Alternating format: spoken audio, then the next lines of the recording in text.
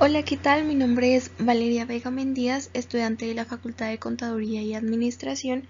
Este video es para el programa Avanza 2021 y el título del video es La Revolución de Ayutla y la Constitución de 1917. Durante muchos años, los liberales y los conservadores se venían enfrentando entre sí para instrumentar su propio proyecto de nación. Fue la Revolución de Ayutla 1854-1855 la que dio inicio al predominio del proyecto liberal.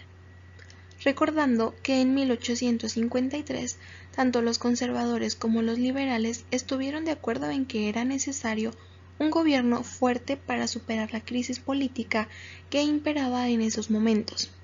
Los conservadores, quienes en ese entonces predominaron en la mayor parte de los estados, llamaron a Santa Anna, exiliado en Colombia, para ocupar la presidencia. Los antecedentes inmediatos de la Revolución de Ayutla se circunscriben en la situación política conflictiva del último periodo del gobierno de Santa Anna. En marzo de 1854, los liberales se levantaron en armas en Ayutla Guerrero, mediante el plan del mismo nombre, reformado poco después en Acapulco, dirigido por Florencio Villarreal, Juan Álvarez e Ignacio Comonfort, entre otros. El plan de Ayutla se pronunció por el desconocimiento del gobierno de Santa Anna, la elección de un Congreso Constituyente y en contra de la venta de la Mesilla, región al norte de los actuales estados de Sonora y Chihuahua. Este fue un evento muy importante, porque significó un ajuste con respecto a la frontera norte establecida en el Tratado de Guadalupe Hidalgo de 1848. En este mapa podemos ver cómo era el territorio de México hacia esta época y el territorio perdido de la Mesilla.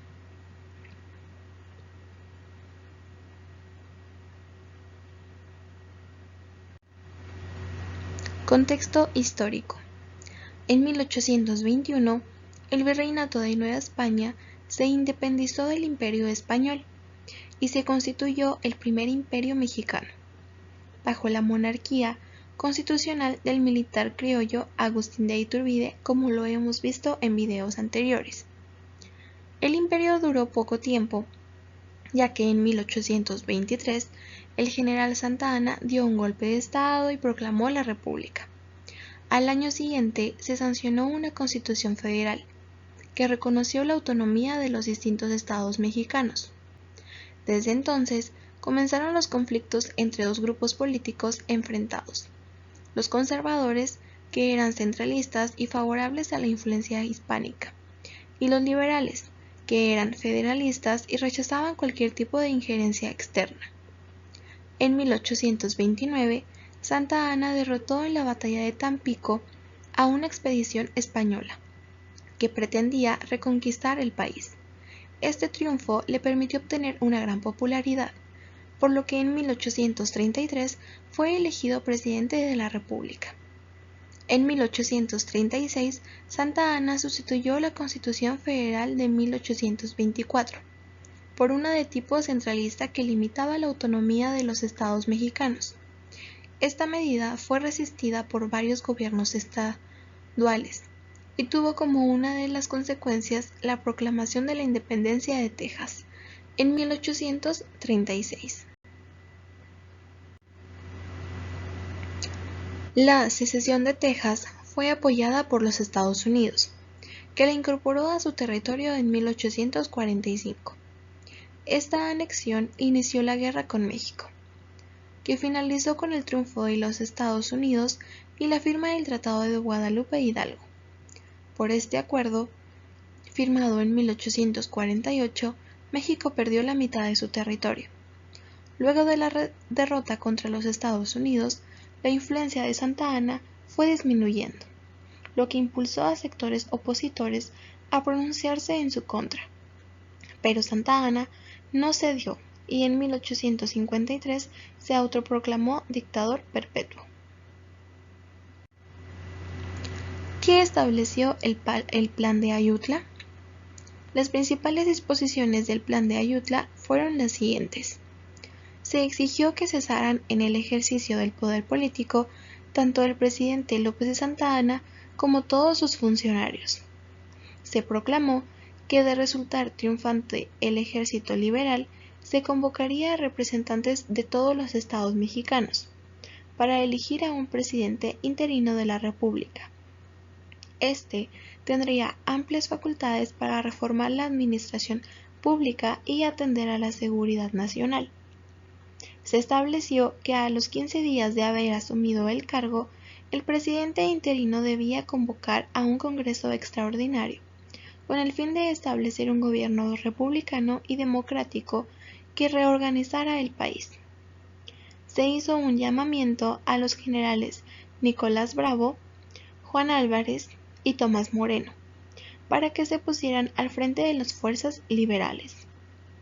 Y por último, se asumió el compromiso de hacer modificaciones al plan si la mayoría de los mexicanos así lo exigían.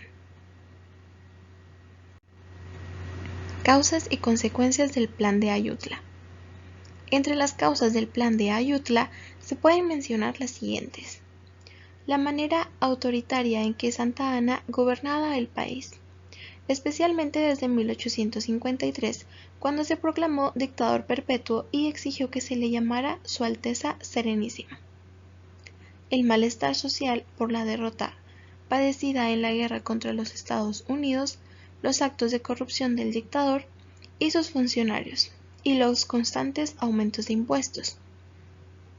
La convicción de una parte de la dirigencia política de que la única manera de sacar a México del atraso en el que se encontraba era derrocar a Santa Anna e implementar una serie de reformas basadas en la ideología liberal. Como consecuencias, se inició la Revolución de Ayutla, durante las cuales los rebeldes liderados por Álvarez y el general Santos Degollado vencieron a las fuerzas de Santa Anna y avanzaron hacia Ciudad de México. Santa Anna se vio obligado a renunciar el 9 de agosto de 1855 y a exiliarse en Cuba, desde donde pasó a los Estados Unidos, Colombia y las Islas Vírgenes. El Plan de Ayutla marcó el fin de su carrera política y el de su influencia en la sociedad mexicana. Recién pudo regresar a México en 1874, para morir ignorado por gran parte de la población, 2 años después. Los liberales tomaron el poder y proclamaron presidente interino a Juan Álvarez, quien nombró en su gabinete a reconocidos liberales, entre ellos a Benito Juárez. Luego de su renuncia, en diciembre de 1855, fue sucedido por Ignacio Comonfort. Este implementó una serie de reformas políticas y económicas que generaron el descontento de los conservadores y fueron origen de la proclamación del Plan de Tacubaya y del inicio de la Guerra de Reforma. La Constitución promulgada el 5 de febrero de 1917 puso las bases legales para volver al orden constitucional. El programa de gobierno de los constitucionalistas durante la lucha contra la dictadura huertista era tener un proyecto de nación, una nueva Carta Magna. La Constitución Política de los Estados Unidos Mexicanos de 1917 establece el sistema federal, la separación de poderes, la no reelección, la división del poder legislativo en 2 cámaras y una comisión legislativa permanente. En esta Constitución se conforma por los títulos siguientes: de las garantías individuales, de la soberanía nacional y de la forma de gobierno, de la división de poderes, de las responsabilidades de los funcionarios públicos, de los estados de la Federación, del trabajo y previsión social, prevenciones generales, de las reformas de la Constitución y de la inviolabilidad de la Constitución. Fue una Constitución con fundamentos sociales actualizadas en las demandas del pueblo, con aportaciones para normar las relaciones obrero-patronales, las conquistas agrarias, los alcances sociales y la recuperación del dominio de la nación sobre sus riquezas naturales, y fue el paso fundamental en la consolidación del régimen jurídico-administrativo del país. La revolución afectó profundamente a todos los asistentes a la convención y el documento refleja sus experiencias personales. La Constitución de 1917 contiene 3 artículos esenciales. El artículo 3 estableció una educación gratuita, laica y obligatoria, y secularizó el Estado mexicano. En el artículo 27 declara que todas las tierras que habían sido usurpadas a los campesinos durante el Porfiriato tenían que ser devueltas, aunque no tuvieran títulos de propiedad. El artículo 123 estableció la jornada laboral de 8 horas 6 días a la semana, el salario mínimo y una remuneración equitativa para todos por el mismo trabajo. Extendió tanto a los trabajadores como al patronal el derecho a organizarse. Los trabajadores podrían negociar colectivamente y se les reconoció el derecho a la huelga.